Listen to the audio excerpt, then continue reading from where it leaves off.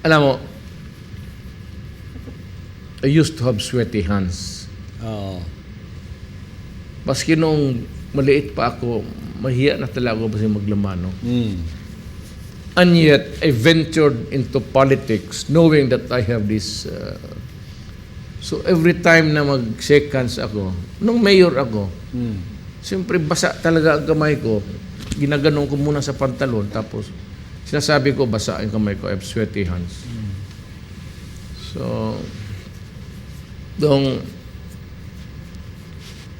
tayo yung pastor sa Amerika, si asawa ko, si Anilet.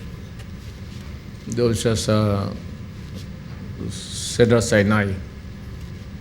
Si hospital dyan sa lapit sa Hollywood. Nurse kasi ito si Anilet. There's a certain doctor, a famous neurosurgeon, Martin Cooper.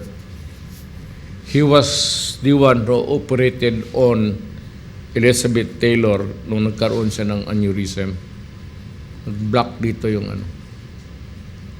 Sabi niya na yun lang yung kaway ko. Palaging basa. So, nung mayor ako, mahiya talaga ako na ano.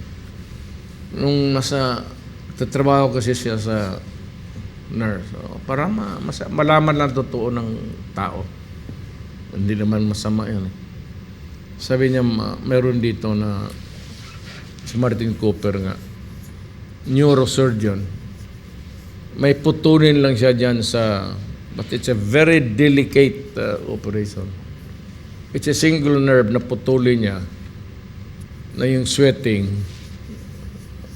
maghinto. Pero sabi ng doktor sa akin, he was very emphatic about it. Just before the operation, wala kaming konsulta kasi very busy man. Sabi niya, pag pinutol ko yan, baski anong gawin natin, your sweat will always go out of your body. Kaya yun yung makita ko, nawala dito, it's so dry, hindi nga ako ng papel yung ganon. Mahirap ako. Hindi ako wala akong moisture na konti. It's so dry.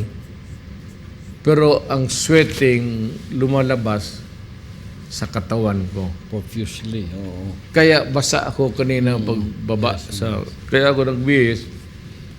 Damit man ito ni pastor. Kasi sa ano ako. Nag-aircon ako pero gano'n rin. Hyperhidrosis. Yan ang tawag nila. That's the medical term for excessive sweating. Wala na ako dito, pati sa paa. O dito sa torso, yan. Basa. Kaya makita ni pastor pagbaba ko nung Basa yun. lumalabas dyan sa basa. Pati sa likod. Pero sa awa ng Diyos, sabi nga nila ng ano ka, kasi sa labas ako, natutuyo lang rin. Lalo na nung kakampanya ako. Wala na akong time mag-business. Sabi, pneumonia ka. Sa awa ng Diyos naman, natapos na lang yung kampanya sa buhay ko, okay pa naman ako. At least, not induced by, an ailment not induced by the excessive sweating sa katawan. Pag maglaro kami ng golf ni pastor, yung likod ko, pare akong dito, parang nag-ihi ako sa pantalon. Pati dito, magbasa na talaga. Tulo talaga. Kung dito naman, hindi ako nagyabang. Hindi ako magsabi na mag-top ako. Far from it, actually. Ordinaryo lang ako na estudyante. But I could have done better. Sinabi ko sa nanay ko. Kasi yung panyo lang ang ginagamit ko na ano. May mga sweaty hands, di ba? Pag exam. So nagbablat-blat yung mga ano ko, yun ang problema. Sa sweat yun, Mayor. Sa pawis. Oh, especially, sabi nila, Sa kamay. neuro kayo, under stress ka. Kaya mga babae minsan nervous, sabi, lumamig yung kamay kasi natakot o at saka yung it's the dilation of the sweat. Ang kaming may Berger's disease is usually ang blood vessels natin ganun. They're the pumping of the heart. Pero ang message ng brain namin doon sa nervous system, entire body, is to constrict. Parang takot kami. Hindi naman kami takot kasi wala namang, pero nakaganon yan. And if you smoke, because nicotine is a vasoconstrictor, sasara talaga yan. So there are two ways of losing your isang paa o dalawang paa mo. Sinasabi ko lang sa mga nagsisigarilyo kasi dumaan ako. Parang diabetes yan.